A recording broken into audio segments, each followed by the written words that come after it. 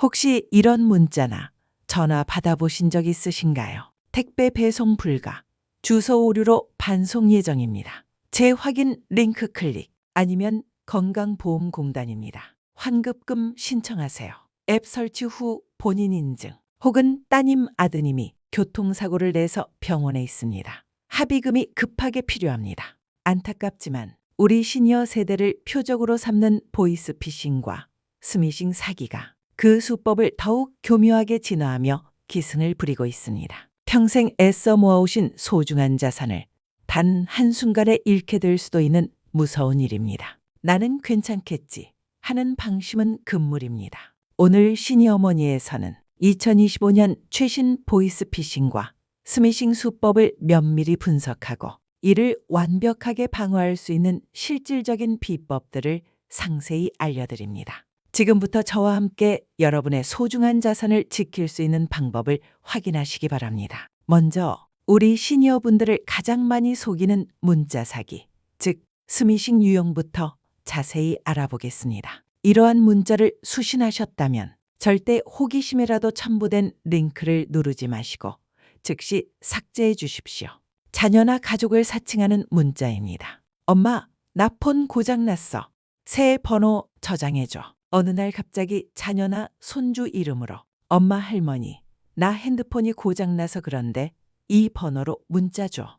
급해라는 메시지가 도착합니다. 걱정되는 마음에 답장하면 지금 급히 돈이 필요한데 대신 송금해 줄 수 있겠느냐, 혹은 신분증 사진을 보내달라며 금전이나 개인정보를 요구하는 수법입니다. 실제 자녀의 프로필 사진을 도용하는 경우도 있어 더욱 각별한 주의가 필요합니다. 절대 문자로 답장하지 마십시오. 문자가 온 번호가 아닌 원래 알고 계시던 자녀의 번호로 직접 전화하여 사실 여부를 확인하셔야 합니다. 통화가 어렵다면 다른 가족에게 연락하여 확인하는 것이 가장 안전합니다. 다음은 택배나 경조사를 사칭하는 문자입니다. 택배 반송 확인, 모바일 청첩장 확인, 택배가 반송되었으니 주소 확인해달라, 모바일 청첩장, 부고 알림 등의 문자와 함께 알 수 없는 URL 링크가 포함되어 전송됩니다. 무심코 이 링크를 클릭할 경우 휴대전화에 악성 앱이 설치되거나 개인정보가 사기범에게 유출될 수 있습니다. 출처가 불분명한 URL은 절대 클릭하지 마십시오. 택배 확인은 해당 택배사의 공식 앱이나 웹사이트에서 직접 운송장 번호를 조회해야 합니다. 경조사 문자는 발신자에게 직접 전화하여 사실을 확인하는 것이 필수적입니다.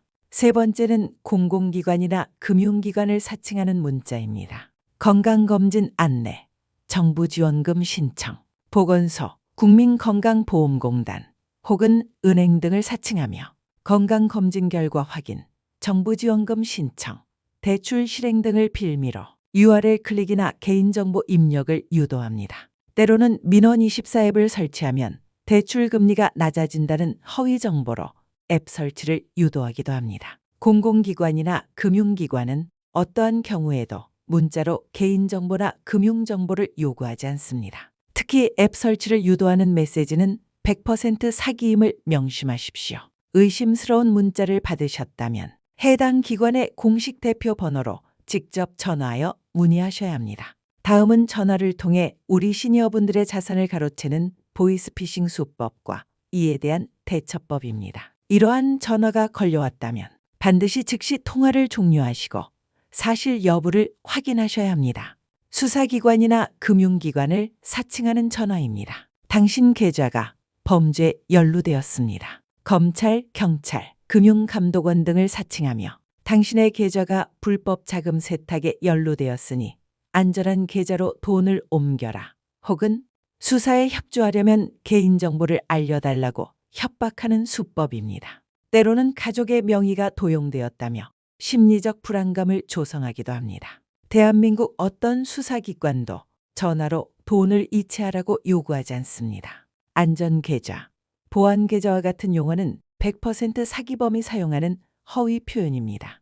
이러한 전화를 받으시면 즉시 통화를 종료하십시오. 그리고 112 경찰청 또는 1332 금융감독원에 직접 전화하여 상담하거나 신고하시기 바랍니다. 가족 납치나 사고를 빙자한 협박 전화입니다. 아들이 잡혀 있다.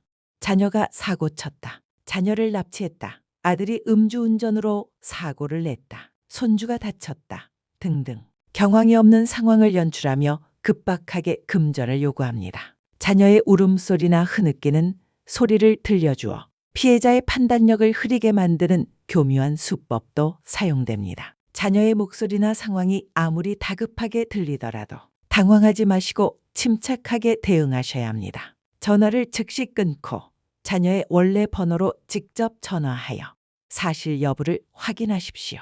통화가 어렵다면 다른 가족에게 연락하여 확인하는 것이 가장 중요합니다. 보이스피싱과 스미싱.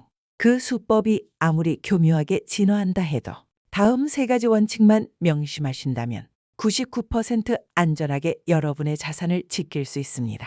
첫 번째 원칙. 수상한 전화는 바로 끊고 수상한 문자는 바로 지우기입니다. 모르는 번호나 의심스러운 전화는 바로 통화를 종료하십시오. 끈질기게 다시 걸려와도 응대하지 마십시오. 의심스러운 문자 메시지에 포함된 URL은 절대로 클릭하지 마시고 즉시 삭제하십시오. 혹시나 하는 호기심이 돌이킬 수 없는 피해를 야기할 수 있습니다. 두 번째 원칙. 모든 정보는 직접 확인하는 것입니다. 자녀나 가족을 사칭하는 문자가 도착했을 경우 문자가 발신된 번호가 아닌 기존에 저장되어 있던 가족의 번호로 직접 전화하여 사실 여부를 확인하십시오. 경찰, 검찰, 금융기관을 사칭하는 전화가 왔을 때는 통화를 종료한 후 해당 기관의 공식 대표 번호를 찾아 직접 전화하여 확인하십시오. 사기범이 알려준 번호는 위조된 번호입니다. 세 번째 원칙. 내 정보는 절대 알려주지 않깁니다. 어떠한 상황에서도 신분증 사진, 통장 비밀번호, 카드 번호, 계좌 비밀번호, OTP 번호 등 개인 금융 정보를 전화나 문자로 절대 제공하지 마십시오. 보안 강화나 정부 지원 앱이라는 명목으로 출처 불분명한 앱 설치나 원격 제어 앱 설치를 요구한다면 무조건 거절하십시오. 마지막으로 시니어머니에서 드리는 플러스 팁입니다. 후후 또는 T전화와 같은 스팸 차단 앱을 휴대전화에 설치하시면 스팸 전화나 문자를 사전에 걸러내는데 큰 도움이 됩니다. 경찰청 112, 금융감독원 1332 번호를 휴대전화 연락처에 미리 저장해 두십시오. 의심되는 상황 발생 시 즉시 도움을 요청할 수 있습니다. 가족들과 정기적으로 보이스피싱, 스미싱 예방 교육 내용을 공유하고 최신 사기 수법에 대한 정보를 나누는 것 또한 매우 중요합니다. 오늘 시니어머니에서 알려드린 2025년 최신 보이스피싱과 스미싱 수법, 그리고 이를 완벽하게 방어할 수 있는 세 가지 원칙.